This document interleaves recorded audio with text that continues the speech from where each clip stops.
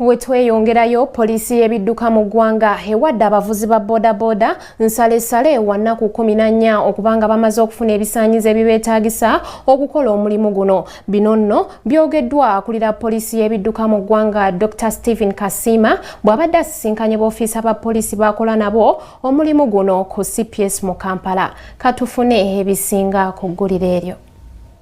Ng'ebikwekweto by'okukwata abavuzi ba bodaboda biyimiriziddwamu akaseera akagere, poliisi ewadde aba bodaboda ennaku 14 nga bamaze okufuna ebisanyizo ebibakkiriza okuvugira ku nguudo. Olwaleero akulira poliisi yebidduka mu ggwanga Dr. Stephen Kasiima wamu ne basajja be bakubye olukungaana lw'abannamawulire ku CPS okusobola okutangaaza eggwanga ku kigendererwa ky'okukwata aba bodaboda. Dr. Kasiima ategeezezza nga babadde bakwata aba bodaboda abo bokka batalina bisanyizo bibakkiriza kola mulimu guno. Poliisi ebadde ekola ebikwekweto ekwata aba bodaboda abemenya amateeka. Naye ebirala ebyo by'okuvugisa ekimama ebitala bukuyimiriza n'otayimirira ovugira ku pavement ovugira ku one way onywa enjaga onywa mwenge n'ovuga ebyo bigenda kugenda kuyongera mu muliro. Kasiima era asambaze n'ebyogerebwa nti boffiisa be aba poliisi bajja ekyoja mu miro ku ba bodaboda ekintu kyagambye nti si kituufu. Kulimba abantu tugendayo tubajopo sente omuntu omupoliisi yena wakusaba sente nga kutepo pikipiki yo kuba motoka yonna ezo enamba zentaddewa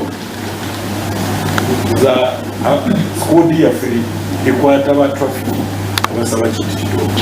Ate yakulira poliisi yebidduka wano mu Kampala Norman Musinga ategeezezza ng'ebikwekweto bino bye bitagenda kukoma ku babodaboda bokka wabula n'aba taxi wamu n'ebimotoka ebinene ebitali mu mbeera. N'ebirala era mu periyodi eno eya weeks 2 zino ze babagambye tetugenda kuyimirira awo nti tuyinze.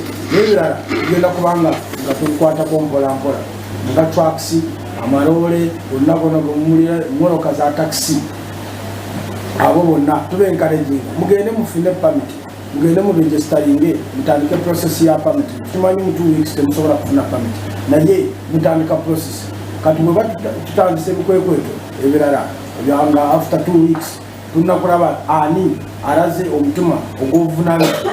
Sabbiiti ewedde bodaboda omutwalo gumu ze zaakwatibwa poliisi olw'obutaba na bisaanyizo.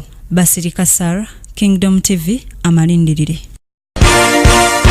This is Kingdom TV.